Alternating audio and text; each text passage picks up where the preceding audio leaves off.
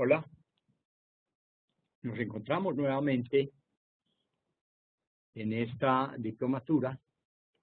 Les recuerdo mi nombre, Humberto Ramírez Gómez, pediatra, puericultor, epidemiólogo y profesor de la Universidad de Antioquia.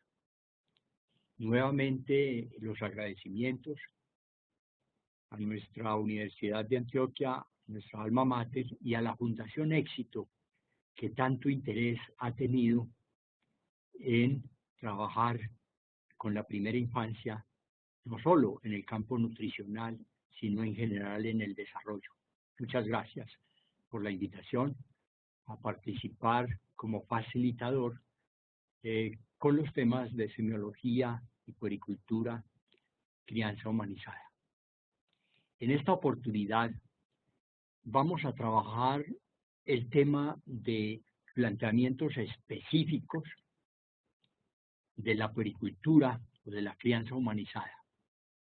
Les recuerdo que esta es una propuesta de nuestro grupo de puericultura de la Universidad de Antioquia y que en el caso mío como vocero de este grupo en esta diplomatura, quiero compartir con ustedes algunos elementos claves en el ejercicio de la crianza humanizada, en el ejercicio de la puericultura y que van a servir para el acompañamiento inteligente y afectuoso al niño y la niña.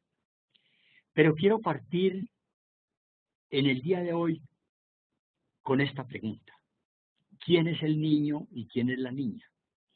Aparentemente la respuesta es obvia, pero en la práctica vamos a ver que debemos reflexionar muy bien para hacer un buen acompañamiento, para ser unos buenos puericultores en algunas características muy propias de la niñez, muy propias de cada niño y cada niña. Y en esta aproximación conceptual que les traigo, quiero insistir en algunos puntos claves. Por ejemplo, el niño y la niña son seres únicos e irrepetibles. Es decir, no hay otra persona igual. Cada ser humano es único e irrepetible. Ni siquiera su hermano gemelo es como él o como ella. Tiene su propia característica personal que lo diferencia de todas las demás personas. Tengamos muy en cuenta en esto y por eso la puericultura no puede tener unas recetas inflexibles, recetas mágicas. No, es un arte, al mismo tiempo que una ciencia que se debe basar en los conocimientos producto de la experiencia, conocimientos empíricos, pero también en los conocimientos académicos producto de la ciencia. Y debe tener en cuenta las características del niño y de la niña. Por ejemplo, un ser deseante, un ser que desea cosas, que quiere cosas, que sueña con cosas. No debemos basarnos solamente en el deseo del adulto. Uno de nuestros compañeros, psiquiatra infantil, decía que tal vez el mayor avance de la escuela psicoanalítica con Freud a la cabeza era el considerar al niño y la niña como ser deseante, como los deseos que debe tener cada niño y cada niña, y sobre todo nosotros como adultos acompañantes pensar en esos deseos, respetar esos deseos en la medida en que favorezcan su bienestar y su desarrollo. El niño y la niña son seres lúdicos, juguetones, son seres que disfrutan con la actividad, con la vida, y esto es muy importante. El juego es la actividad fundamental en la niñez, el trabajo es la actividad fundamental en la adultez. Y entre la niñez y la adultez, también el estudio juega un papel importante. Pero en la niñez es fundamental el juego, porque el juego le sirve al niño y a la niña para aprender, para relacionarse consigo mismo, con los demás y con el mundo. Lo decía en la otra conversación que tuvimos, en el otro video, que el niño y la niña debe ser el gestor de su propio desarrollo, el protagonista de su propia vida. Debe ser quien dirija su vida, acompañado y apoyado por los adultos. Y el niño y la niña tienen unas características muy especiales. son generadores de sentimientos, captadores de sentimientos. Por fortuna, los sentimientos que generan los niños y las niñas casi siempre son sentimientos de apoyo, de acompañamiento, de cariño, pero también captan ese cariño, también captan ese sentimiento. Y desde tempranas edades, como desde la primera infancia, desde la lactancia, por ejemplo, capta los sentimientos de las demás personas y va a establecer esa interrelación que va a llevar a fortalecer su personalidad. Los niños y las niñas tienen derechos, y esto todos lo sabemos muy bien, y yo diría que el mayor avance que se dio en las últimas décadas fue la Convención Internacional de los Derechos del Niño, y que planteó los derechos de la niñez para todo el mundo, para todas las naciones del mundo.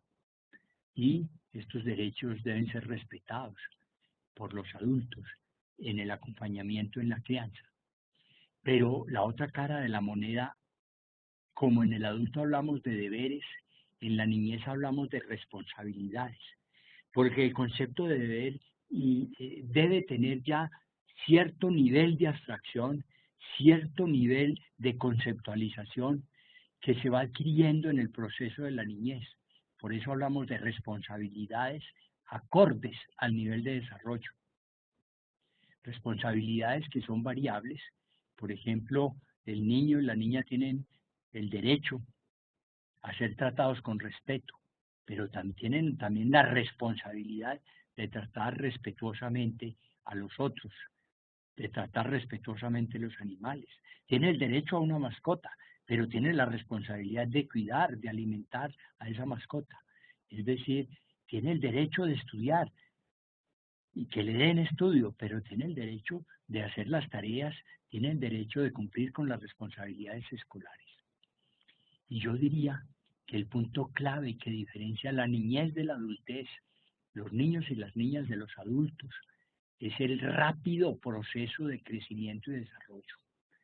El crecimiento y el desarrollo de los niños y las niñas es muy rápido comparado con el de los adultos, especialmente en las edades más tempranas. El niño y la niña tienen un crecimiento y desarrollo muchísimo más rápido cuanto menor es la edad. Es decir, el crecimiento y el desarrollo es inversamente proporcional a la edad. En la vida intrauterina el crecimiento y desarrollo es rapidísimo, más que en la vida extrauterina. Y después de que el niño y la niña nacen, el crecimiento y el desarrollo en el periodo de la lactancia, en los primeros 2 años de vida extrauterina, es mucho más rápido que en el periodo escolar, por ejemplo. Es decir, a menor edad, más rápido el proceso de crecimiento y desarrollo y, por supuesto, requieren más el acompañamiento de los adultos en su proceso vital. Crecimiento y desarrollo que debe ser facilitado y que a veces puede ser obstaculizado según la herencia, el mundo interno y el medio que lo rodea, la herencia cultural, la herencia social, la herencia económica va a influir en el proceso de crecimiento y del desarrollo, en la estructuración de la personalidad de cada niño o niña.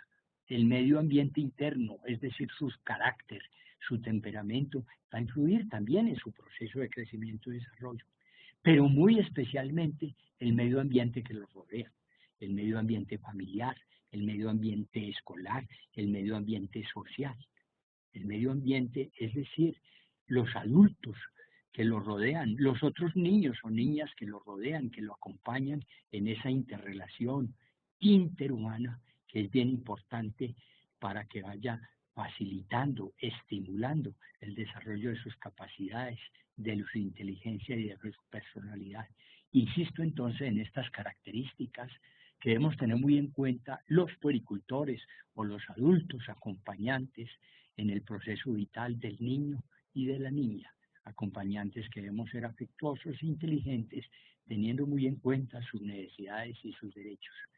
Recuerdo entonces estas características para que siempre las tengamos en cuenta, porque la puericultura, la crianza humanizada, no es una receta de cocina, es un análisis cotidiano, un análisis permanente sobre las necesidades y los derechos de cada niño o niña y qué es el acompañamiento que nosotros debemos dar para avanzar en su desarrollo.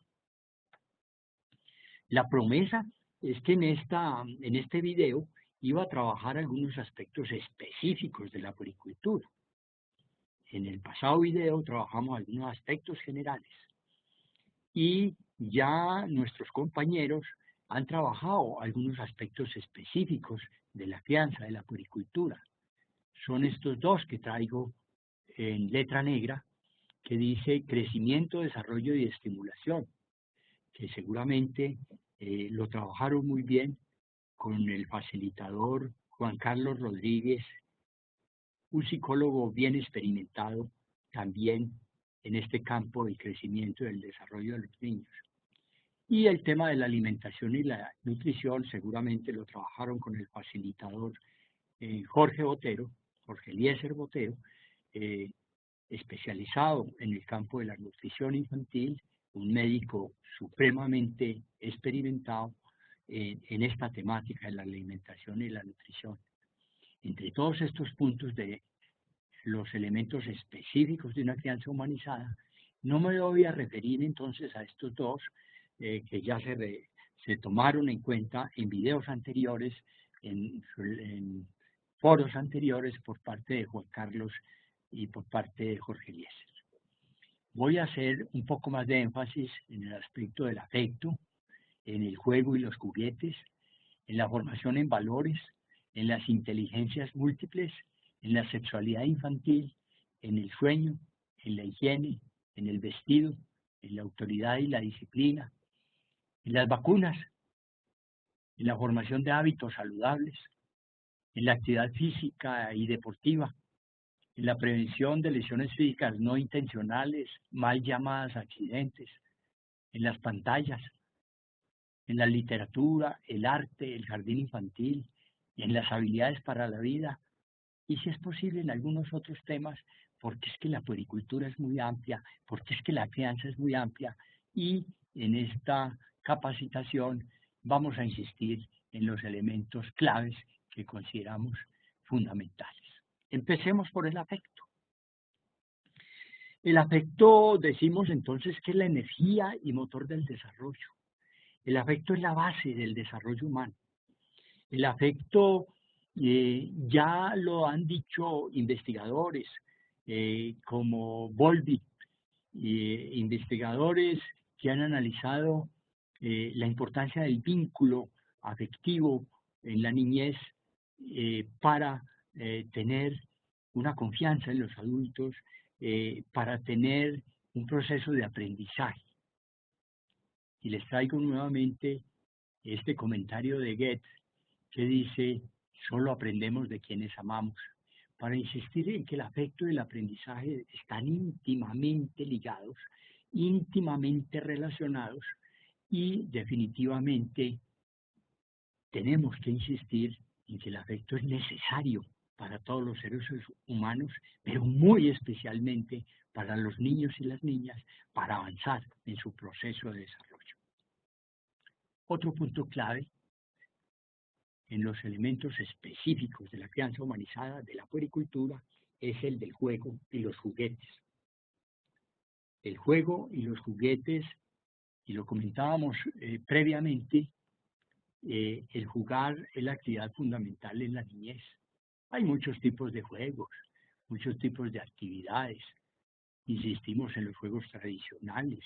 Hoy en día hay juegos electrónicos, hoy en día hay juegos de lenguaje, hay juegos de interrelación, hay juegos de palabras, hay juegos nutatorios, es decir, hay muchos tipos de juegos, pero debemos tener en cuenta una aproximación conceptual a lo que es el juego para la niñez.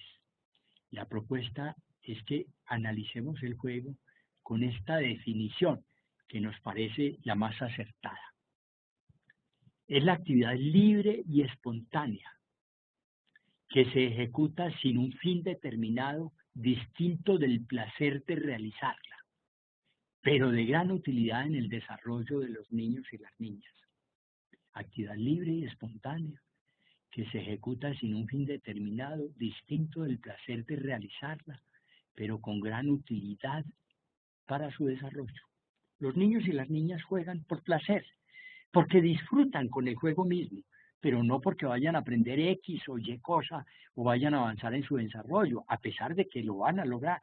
Pero ellos están interesados es por el disfrutar la actividad misma, es decir, la lúdica propiamente dicha. ¿Y qué es juguete? Juguete es todo elemento que el niño o la niña emplea para jugar, no necesariamente lo que el adulto llama juguete. Y en esto es muy importante tener en cuenta que es diferente el concepto de juguete para el niño y el concepto de juguete para el adulto.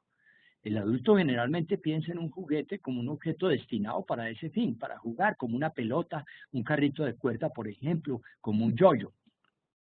Pero para el niño, juguete es cualquier cosa que él emplee para jugar. Puede ser una piedrita, puede ser arena, puede ser el agua, puede ser su propio cuerpo, puede ser el carrito, puede ser la pelota. Es decir, cualquier objeto que el niño emplee para jugar, realmente para él o para ella es un juguete. En nuestra sociedad de consumo se habla de juguetes didácticos, no didácticos, juguetes que estimulan la inteligencia, juguetes que estimulan el desarrollo del lenguaje, juguetes que estimulan la actividad física, la motricidad fina, el arte, etc. Hay muchas clasificaciones de los juguetes, pero recapitulando, mirando, investigando, les traigo esta propuesta, esta clasificación que me parece bien interesante y que es muy práctica para nuestro ejercicio puericultor. 3 tipos de juguetes: juguetes terminados, juguetes semiterminados y juguetes de material. Juguetes terminados, los que sirven para una actividad específica. Una muñeca sirve para jugar muñeca. Un carrito de cuerda sirve para darle cuerda y mirar el carrito y jugar con él. Una pelota sirve para jugar pelota. Un yoyo sirve para jugar yoyo. Son juguetes terminados. Los juguetes terminados son diferentes a los juguetes semiterminados, o sea, parcialmente terminados o de completación. Una lotería, por ejemplo. Un rompecabezas, por ejemplo, que siempre se armará la misma figura, pero exige el esfuerzo de coger las fichas y armarla. Esos son juguetes llamados semiterminados. Y otros juguetes que llamamos de material. Juguetes de material son los que el niño o la niña hace lo que le venga en gana con ellos. Por ejemplo, el agua, por ejemplo, la arena, por ejemplo, la plastilina, por ejemplo, las regletas.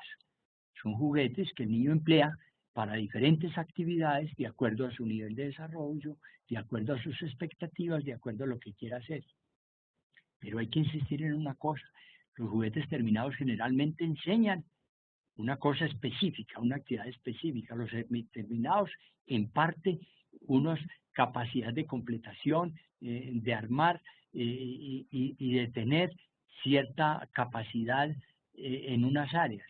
Pero el juguete de material enseña y da posibilidades a la creatividad, a la inventiva, a la exploración.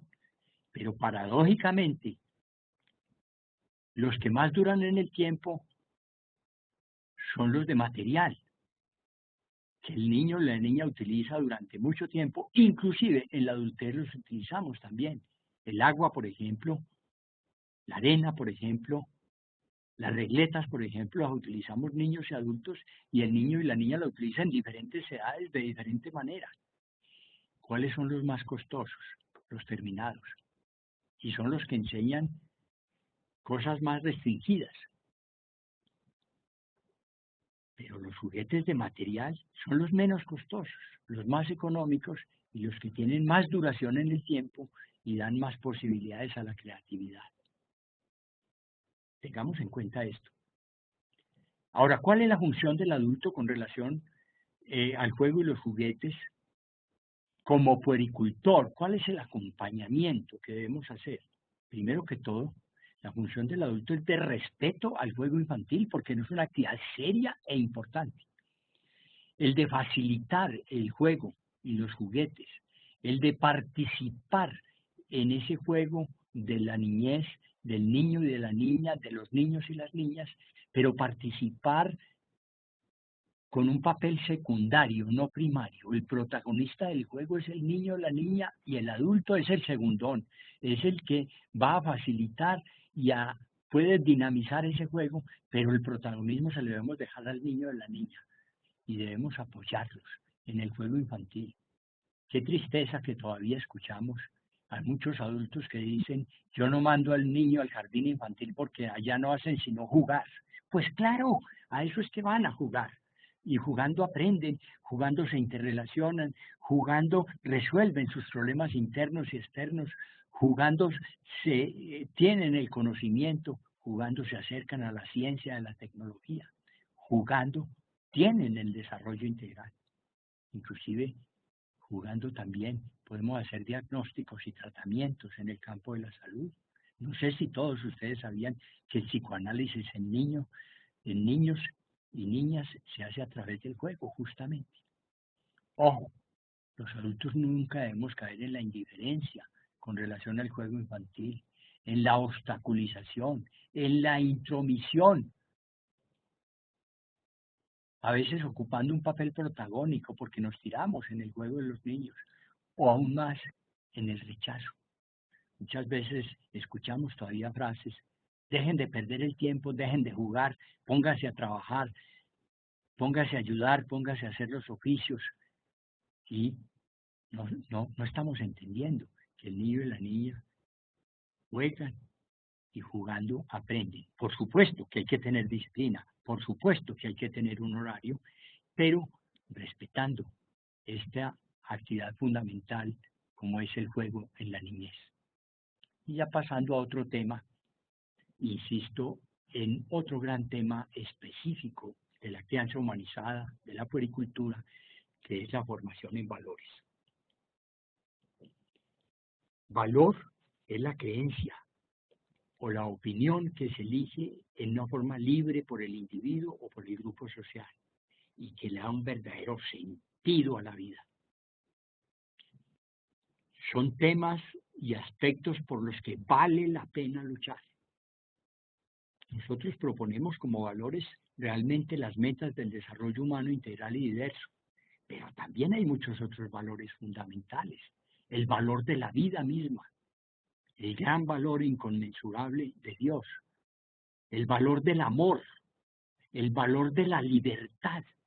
Qué bueno inculcar en los niños, en las niñas, estos valores desde temprana edad, el amor, la libertad, la amistad. El gran valor que tiene la amistad, el gran valor de la responsabilidad que debemos formar día a día con el acompañamiento, la lealtad, la veracidad, la tolerancia, la honestidad. En esta situación de corrupción que vivimos con tanta frecuencia, es muy importante y estimular en los niños y en las niñas el valor de la honestidad, la paz, el valor inconmensurable de la paz que de pronto no estamos considerándole y dándole la importancia que realmente a la construcción cotidiana, permanente de la paz, después de estos posacuerdos en nuestro país. El valor de la equidad, que cada cual tenga lo que le corresponde, que cada cual tenga lo que requiere. Y como dicen bellamente nuestros compañeros de la Facultad de Derecho de la Universidad de Antioquia, la equidad es la justicia social en el caso concreto. Ser justos, que cada cual tenga lo que requiere, lo que le corresponda. La sabiduría, como la capacidad de usar el conocimiento, la experiencia, la técnica en el momento apropiado. Estos y muchos otros valores deben hacer parte de nuestro sistema axiológico que debemos impulsar en ese acompañamiento cotidiano al niño y la niña. Y entrando a otro tema, el de las inteligencias múltiples, es un tema importante en el campo de la crianza que debemos tener en cuenta. y no quedarnos solamente en la visión tradicional de la inteligencia racional con la teoría monádica, que se hablaba de que este niño es muy inteligente porque tenía una muy buena inteligencia racional, muy bueno y muy importante que la estimulemos, pero no nos podemos quedar allí. Hay otras inteligencias que son importantes, como la inteligencia emocional, que seguramente ustedes ya han leído y han comentado, que no solo es la inteligencia racional, sino la inteligencia emocional, o aún más, la inteligencia operativa, con la teoría triádica, y más recientemente, y sobre lo cual quiero insistir, lo que nos plantea Garner de las inteligencias múltiples, en este caso de las 8 inteligencias que plantea Garner, la lógico-matemática, la inteligencia lingüística, la inteligencia espacial, la inteligencia sinestésica corporal o del movimiento, la inteligencia musical, la inteligencia espiritual, naturalista, la inteligencia intrapersonal, el conocerme a mí mismo, y la inteligencia interpersonal. Qué bueno que pensemos en que cada niño o cada niña debemos estimular por el desarrollo de las diferentes inteligencias, por supuesto la inteligencia racional, pero también la inteligencia emocional, pero también la inteligencia práctica, operativa, y en las distintas dimensiones del arte, de la estética, de la ética, para que vamos avanzando como personas en un desarrollo lo más armónico posible. Como puericultores es muy importante tener en cuenta ello. Otro gran tema en la puericultura específica es el tema de la sexualidad. La sexualidad infantil hace parte del desarrollo integral de cada niño y cada niña, y es muy importante el asesoramiento y acompañamiento adulto a lo largo de toda la vida. Ya lo ha insistido mucho la Organización Mundial de la Salud, la OMS, en este sentido. Y la sexualidad infantil es diferente a la sexualidad del adulto. La sexualidad infantil es mucho más general, no es tan específica como la sexualidad del adulto, y es muy importante que la educación sexual que demos, y como lo dice Alarcón, es una tarea comunicativa, es una transmisión de conocimientos, actitudes y valores, y que forma parte de la educación integral de la persona. Es muy importante tener en cuenta que la sexualidad infantil, ya nos lo dice muy claramente la escuela psicoanalítica, tiene diferentes etapas o puntos de energía libidinal, como la etapa oral, la etapa anal, la etapa fálica, la etapa genital. La sexualidad infantil es variable de acuerdo a cada etapa, hace parte de la curiosidad natural, como lo muestra esta imagen, como la curiosidad natural del niño o de la niña por su propio cuerpo y por el de los demás. La sexualidad en buena parte está integrada a todo el desarrollo humano, y los niños y las niñas van a tener inquietudes y preguntas que nosotros los adultos debemos responder en una forma clara y concreta, llamando las cosas por su nombre y sin ningún tipo de malicia, como parte del desarrollo natural del ser humano, sobre todo respondiendo a las preguntas que el niño y la niña nos hagan, sobre todo con nuestro comportamiento, con nuestras respuestas acordes a las necesidades y sobre todo al nivel del desarrollo de cada niño o niña. Tema grande el de la sexualidad, que no me quiero extender en él porque quiero comentarles así sea muy rápidamente otros temas, como el tema del sueño, por ejemplo. El sueño es una de las vivencias del ser humano que tiene su actividad también y que es fundamental para la vida. Según la Real Academia de la Lengua, el sueño es estar en aquel reposo que consiste en la inacción o suspensión de los sentidos y de los movimientos voluntarios. En el sueño está incluido el soñar, es decir, en el representarse la fantasía mediante imágenes y sucesos de quien duerme. De acuerdo a la calidad del sueño va a ser la calidad de la vigilia, y esto es muy importante tener en cuenta este recuadro. De acuerdo a cómo durmamos, que sea un sueño reparador y tranquilo, va a ser la calidad de la vida cuando estemos despiertos, de la vigilia. Recordemos que el acto de soñar ocurre siempre que dormimos, y soñar es bien importante para el desarrollo del conocimiento, de la memoria, de la inteligencia. Muchas veces dormidos procesamos muchos pensamientos, muchos deseos insatisfechos que van a ser importantes para nuestra vida. En el sueño, como puericultores debemos tener unos hábitos de un sueño saludable. Por ejemplo, tener unos rituales para el sueño, unas horas definidas, un ambiente definido y respetar el ritmo diario o ritmo circadiano para el sueño, que el niño esté reposado, tranquilo. Muchas veces creemos que un niño cansado se va a dormir más fácil. No, por el contrario, el niño no debe tener mucha actividad física previa al sueño y debe tener un ambiente tranquilo y respetar un horario cotidiano para el sueño. Otros temas que debemos tener muy en cuenta también en el proceso de acompañamiento en la crianza es el tema de la higiene, los hábitos higiénicos, el aseo corporal. Es una rutina que vamos formando desde el periodo de recién nacido, pero que debemos ir desarrollando en el transcurso de la vida. Por ejemplo, el lavado frecuente de las manos, que es la parte del cuerpo que más se contamina, porque está en contacto con microorganismos con mucha frecuencia. El cepillado de los dientes, la boca también es un sitio que se contamina fácilmente. La higiene bucal, la higiene de los dientes es muy importante. El cepillado y el lavado de los dientes es básico, y que el niño lo vaya tomando inicialmente como una imitación y posteriormente como un desarrollo propio por sus propios medios mediante la observación del adulto. En la edad escolar se tienen que tener ya incorporados muchos de estos elementos de la higiene personal, muchos de estos hábitos higiénicos que debemos estimular.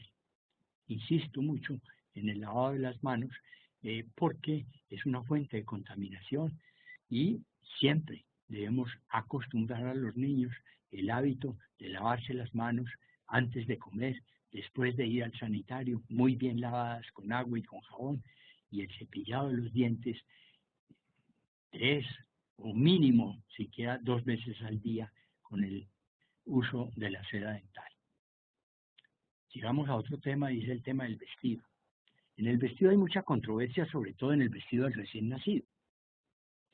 El vestido del recién nacido, anteriormente el niño se envolvía como un tabaquito, como un tamalito, que para que estuviera quieto, que para que estuviera calientico y que para que se desarrollara en las extremidades muy rectas y muy bien desarrolladas. No, se ha demostrado que envolver al niño como un tabaquito, como un tamalito, no es lo más adecuado, sino que el vestido debe ser un vestido que lo caliente, pero que le permita el movimiento de las 4 extremidades, que le permita tener libre las manos, tenerlas libres y no cubiertas con la que llamábamos las manoplas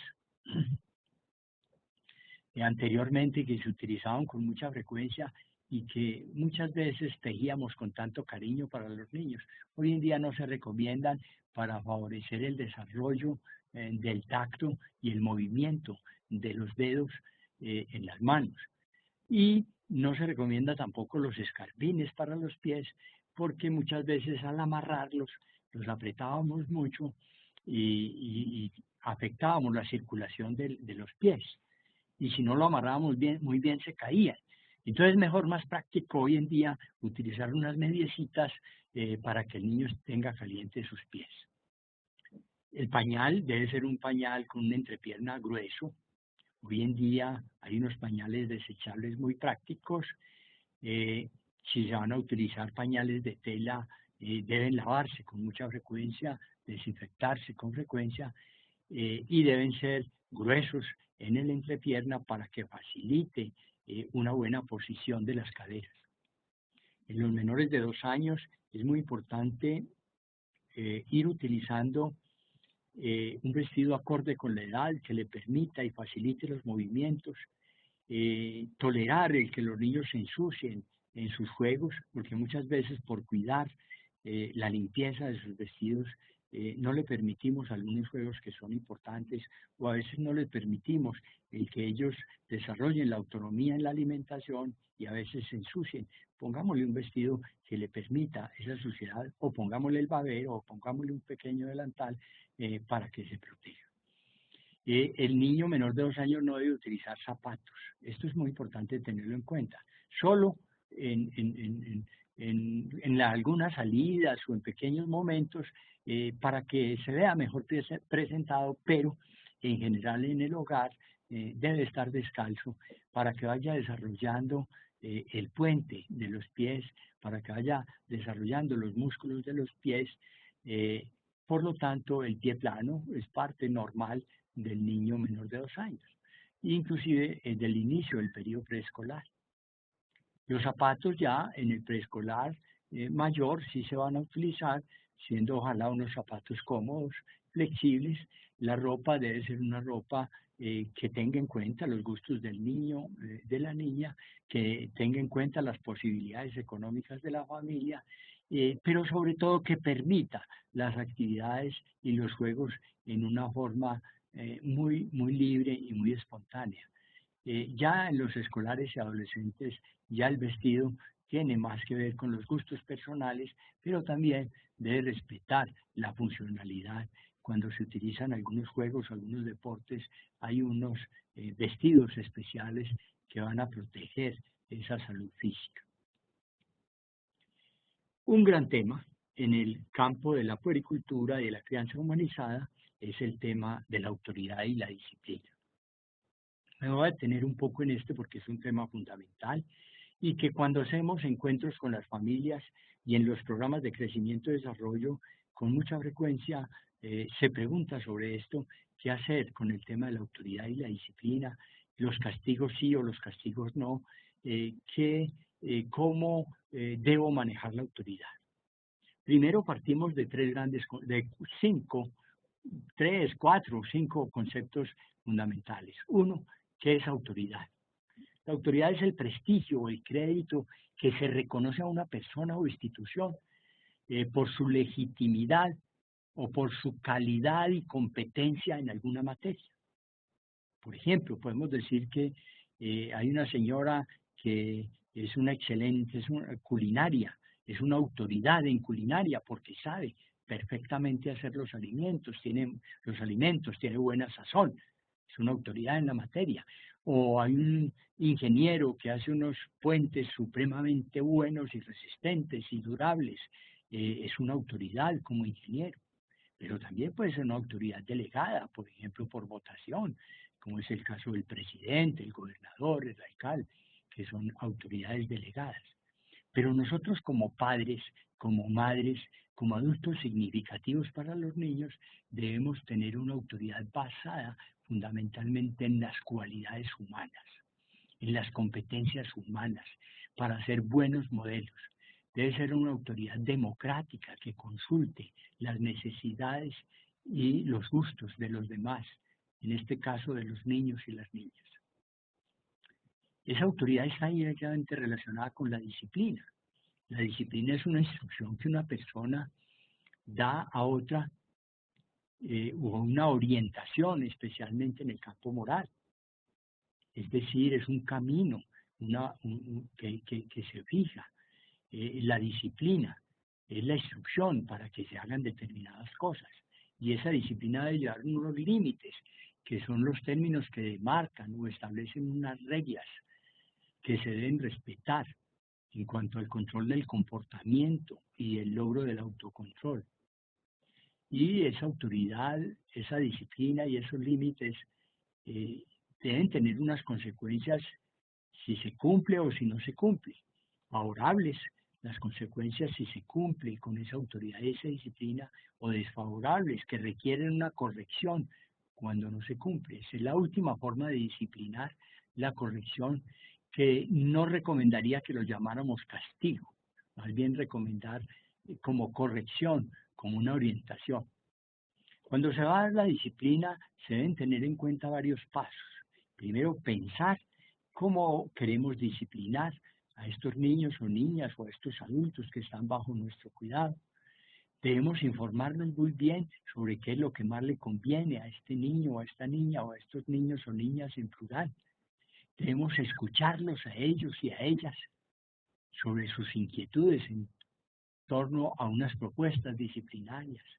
Comunicarlas muy bien, discutirlas, analizarlas, sustentarlas y sobre todo hacer cumplir la disciplina, hacer cumplir lo que se ordena. Y el doctor Henry Brazelton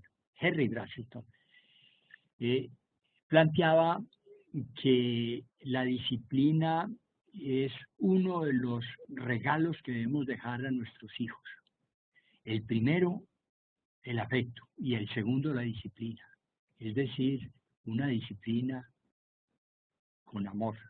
Brazelton, entonces, un gran puericultor norteamericano, insiste en esto, en que dos grandes regalos debemos dejar a nuestros hijos y a nuestros niños a nuestro cuidado. El primero, el afecto, y el segundo, la disciplina. Una disciplina afectuosa, que debe conllevar los límites, y cada límite debe tener un qué, un por qué y un qué pasa si no se cumple. Siempre que se establezca un límite debemos tener cuál es el límite, explicar cuál es el límite, por qué se establece el límite y qué pasa si no se cumple ese límite. Siempre pensando en el bienestar y en el desarrollo de los niños. Seguramente esta madre está explicando que no puede seguir ensuciando la pared, que el límite es que él puede pintar, pero en otros sitios, no en la pared, y explicarles no solo el qué, sino el por qué, porque va a tener dificultades en la casa, porque va a afear el lugar en que viven, porque no lo debe hacer y hay sitios especiales para eso, y qué consecuencia tendría si no cumple con esos límites ya definidos. Habrá unas consecuencias entonces naturales, que son las que ocurren naturalmente. Por ejemplo, un niño que se le pone el límite que no se debe subir a esa ventana porque se puede caer, y si se cae va a tener una consecuencia, que va a tener un dolor, un golpe, una fractura, por ejemplo, que es una consecuencia natural. Unas consecuencias lógicas, el que tenga alguna dificultad específica debida a la acción misma, o una corrección previamente convenida, si no se cumple con el límite, va a tener esta consecuencia, y la corrección va a estar orientada en este o en este otro sentido. Ojo, nunca caer en el castigo físico. Estamos en contra del castigo físico por leve que él sea. ¿Por qué? Porque va a crear resentimiento, va a crear deseos de venganza, va a crear incomodidad. El castigo físico ya se ha encontrado que crea muchos problemas en la niñez. Ya se ha demostrado por múltiples estudios que no debemos caer en el castigo físico, sino en tomar unas correcciones diferentes, privando al niño de algunos aspectos, ubicándolo en algunos sitios, teniéndolo quieto, reponiendo en buena parte el daño que hizo, pero nunca castigándolo físicamente, porque la violencia engendra violencia. Y tengamos muy en cuenta que el que pega para enseñar está enseñando a pegar. Este tema, pues, de la autoridad afectuosa es un tema muy importante en el ejercicio de la puericultura. Otro gran tema es el tema de las vacunas, que son compuestos de microorganismos o parte de estos microorganismos que se utilizan y se aplican a una persona o animal para protegerlo o atenuarle, es decir, que una enfermedad o no le dé o le dé mucho más levemente. Las vacunas, en eso sí, no me voy a detener mucho porque seguramente todos ustedes conocen muy bien la importancia de las vacunas para prevenir o atenuar las enfermedades. Quiero insistir en el calendario de vacunación que el año pasado, desde el año pasado es vigente para Colombia. En un recién nacido se va a aplicar el BCG o vacuna contra la tuberculosis y contra la hepatitis B. A los 2 meses la antipoliomielítica, la pentavalente, que incluye la DPT, difteria, pertusis y tétanos, la de la hepatitis B como refuerzo, la de Haemophilus influenza, que es una bacteria que puede dar meningitis, la del rotavirus, que sirve mucho para la diarrea. Las diarreas más frecuentes son producidas por este virus, el rotavirus, y que se puede proteger con la vacuna contra el neumococo, que se aplica la primera dosis a los 2 meses, la segunda a los 4 meses y la tercera a los 6 meses. También a los 6 meses se aplica la de la influenza o una gripa severa que da en las estaciones y que ahí es variable de acuerdo al virus que se encuentre en ese momento. Los 6 a los 13 meses la influenza estacional de refuerzo y a los 12 meses neumococo, la triple viral que incluye sarampión, rubeola y papera, la vacuna contra la varicela que ya se está ofreciendo por parte del ministerio y contra la hepatitis A, que es distinto a la hepatitis B, que la hepatitis B generalmente es por inyección, por transfusión o otra forma que se adquiere o por relaciones sexuales. En cambio la hepatitis A generalmente se adquiere por ingerir alimentos contaminados. A los 18 meses se debe aplicar refuerzos y si se va a ir a zonas de fiebre amarilla, aplicar la vacuna llamada vacuna internacional de fiebre amarilla y posteriormente los refuerzos. Insisto, a los 9 años de aplicar la de papilomavirus para prevenir el cáncer del cuello uterino, muy especialmente pues en las niñas. Además de las vacunas, en el campo de la salud es muy importante la formación de hábitos saludables. Ya insistíamos cuando hablábamos de la importancia de la higiene, del baño diario, del lavado de los dientes, de las manos. La formación de los hábitos saludables debe ser desde temprana edad, pero también hábitos saludables como es la importancia del ejercicio, la importancia de mantener un peso adecuado para la edad y para la estatura, la importancia de los hábitos saludables de sueño, de los hábitos saludables de estudio. Todo esto es muy importante en la formación del ser humano en estas primeras etapas de la vida. Un punto clave, el de la actividad física. Hoy en día que en el mundo moderno hay tanto sedentarismo, es muy importante tener una actividad física durante toda la vida y estimular en los niños y las niñas las actividades deportivas. Hay que diferenciar que la actividad física es cualquier tipo de movimiento que con gasto de energía. El ejercicio son movimientos ya realizados para mantener una forma física y mejorar esa forma física.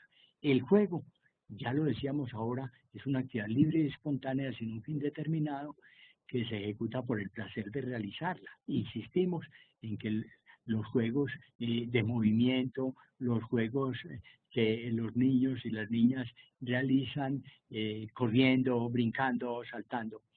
Y el deporte ya es una actividad física que se diferencia del juego en que es más de competición, más de superación personal en el juego formativo, distinto al juego competitivo o el deporte competitivo, cuya práctica ya en el deporte supone un entrenamiento y unas normas muy específicas. La actividad física entonces en contra del sedentarismo que con mucha frecuencia lleva al sobrepeso y a la obesidad es fundamental para mantener una salud no solo física sino mental. Otro tema clave es la prevención de las lesiones físicas no intencionales por las actividades mismas de la persona, mal llamadas accidentes. Un accidente es un suceso casual, En cambio, las lesiones físicas no intencionales tienen clara su estructura causal, sus causas. Por lo tanto, las lesiones físicas no intencionales eh, deben prevenirse porque se saben sus causas y por eso no es conveniente seguirlas llamando como accidentes. En los recién nacidos hay un riesgo de lesiones físicas muy grande, sobre todo por caídas, y en los lactantes también. Niños que están aprendiendo a caminar, niños que los dejamos solos en la cama, niños que se pueden asfixiar con trapos, con cobijas, el uso inadecuado, por ejemplo, de plásticos, etcétera. Caídas. Este niño, por ejemplo, que vemos en la imagen que está trepando, ahí que se le puede venir encima este mueble, el niño que está caminando en un piso liso, se puede caer, el niño que se sube a una ventana, que se sube a un árbol, que se sube a un sitio alto. Quiero insistir en que unas caídas muy frecuentes en nuestro medio son las caídas de terraza, cuando no están las terrazas bien protegidas, cuando la casa queda medio construir porque no hay posibilidades económicas. Hombre, pues debemos proteger esas terrazas para que los niños que se suben allá no vayan a caerse de ahí. Las intoxicaciones, hay que tener mucho cuidado con los venenos, con los tóxicos, con los medicamentos, tenerlos bajo llave, en un sitio inaccesible a los niños y a las niñas. Las heridas, cuando un juguete se deteriora, cuando están jugando con objetos que se pueden quebrar, un vidrio, por ejemplo. Los traumas, el tránsito, por ejemplo, cuando se ve en bicicleta, cuando se está montando en cualquier vehículo, el riesgo que como peatón debemos tener. Por eso es muy importante explicar las normas de tránsito a los niños desde temprana edad. Un niño preescolar nunca debe salir solo a la calle, siempre debe ser de la mano de un adulto acompañante. Los sitios de juego deben ser sitios protegidos. Otro gran tema de la actualidad es el de las pantallas. Y cuando hablamos de pantallas nos referimos al televisor, nos referimos al computador, nos referimos a la tableta, al teléfono celular, a la consola de juegos. Ojo con esto de las pantallas. Con mucha frecuencia este medio de comunicación está sirviendo para acercar a las personas lejanas, pero está alejando a las personas cercanas y muchas veces está influyendo mucho en la interrelación cara a cara, en la interrelación social. Recordemos que la Academia o la Asociación Francesa de Pediatría no recomienda las pantallas, ninguna de las pantallas en niños menores de 3 años. O sea que un niño lactante no debe sentarse a ver televisión. La mamá no debe sentarse a ver la telenovela con él cargado. No, el niño no le debemos estimular la televisión por debajo de los 2 o 3 años. Nada de videoentretenimientos en menores de 6 años. Nada de internet en menores de 9 años. Nada de las llamadas redes sociales informáticas en menores de 12 años. Uno no se explica cómo le dan un celular a un niño que está en un jardín infantil. No, debe dejarse para edades posteriores. Y ojo, muchas veces para que el niño se esté quieto, le ponemos un video, muchas veces le prendemos el televisor, que para que no esté brinconeando en la casa, y los dejamos solos viendo cualquier programa, y en ese efecto hipnótico que tiene el televisor o los videos de entretenimientos, muchas veces se van a dar mensajes inadecuados. Deben ser muy orientados en niños mayores de 2 o 3 años estas pantallas y les recomiendo que lo utilicen con mucho cuidado y que no estén permanentemente utilizando el celular cuando están con los niños, que le dediquen tiempo a esa interrelación tan importante cara a cara. Tener muy en cuenta que no debe interferir con el juego infantil, que es tan importante en el desarrollo, no debe interferir con el estudio ni con las relaciones interpersonales que son básicas para el desarrollo. Este tema de las pantallas debemos mirarlo con mucho cuidado porque está influyendo y obstaculizando en buena parte unas buenas interrelaciones humanas. Un tema que sí debemos impulsar mucho en la niñez es el tema de la literatura infantil. Francisco Leán, un pediatra, filósofo, también puericultor colombiano que trabaja en Bogotá, dice, la literatura es a la mente lo que el ejercicio físico es al cuerpo. La lectura es una herramienta que puede ser determinante en el ejercicio pleno de la condición vital. A todos los niños y las niñas les gusta oír cuentos y contar historias. Qué bueno que desde el periodo prenatal leamos historias interesantes, le cantemos, le hablemos al niño, a la niña intrauterina, que cuando nacen los acompañemos cuando se van a dormir con historias, con cuentos.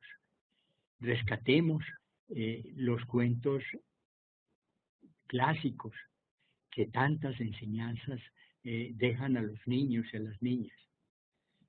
Los libros y con sus características propias para cada edad deben hacer parte del uso cotidiano. Estimular la lectura es fundamental y esto abre ventanas a otros mundos. Leer es viajar realmente y nunca debemos escatimar esfuerzos en impulsar la lectura y el proceso de aprendizaje mediante este compañero fiel que es el libro. Otro aspecto de la crianza fundamental es el desarrollo de la dimensión estética, del arte. La dimensión estética es entendida como la apreciación y respuesta a la belleza, el ambiente natural y las creaciones humanas.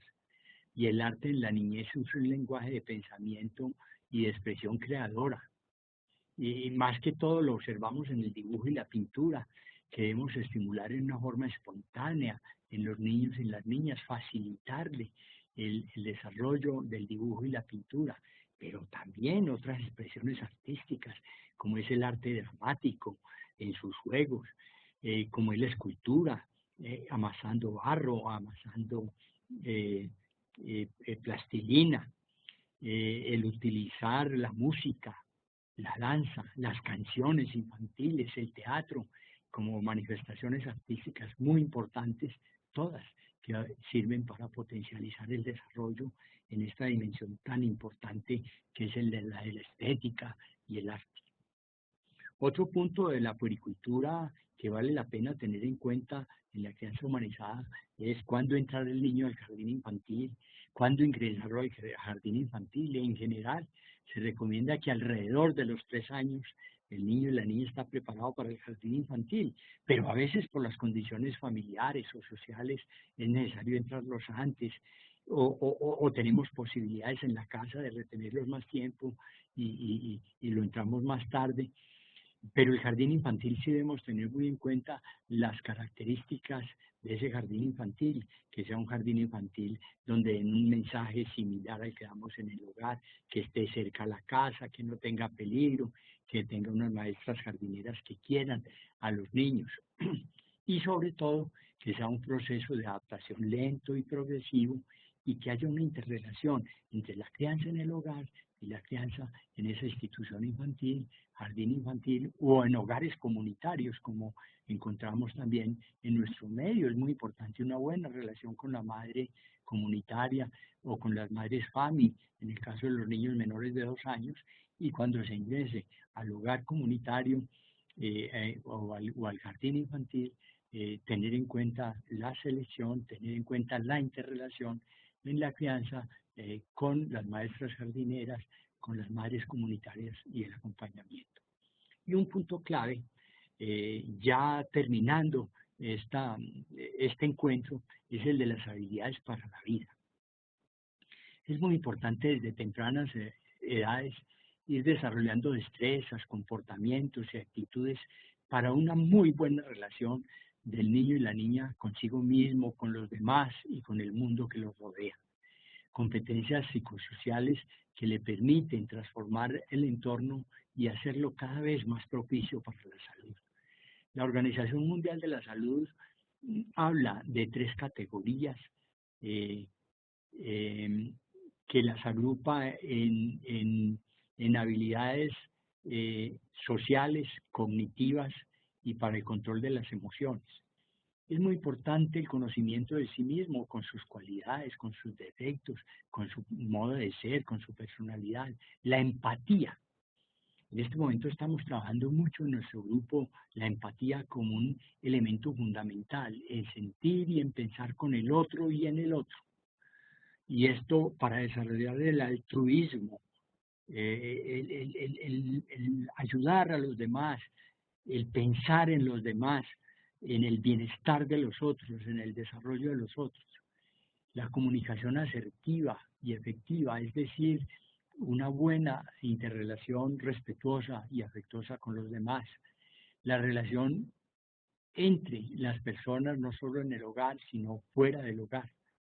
Pero también otras habilidades agrupadas en lo cognitivo, la capacidad para resolver problemas. Por eso debemos educar en la reflexión, en la resolución calmada, tranquila de los conflictos, en la capacidad para tomar decisiones, buscando lo que más le convenga para su propio desarrollo y su bienestar y el de los demás, por supuesto.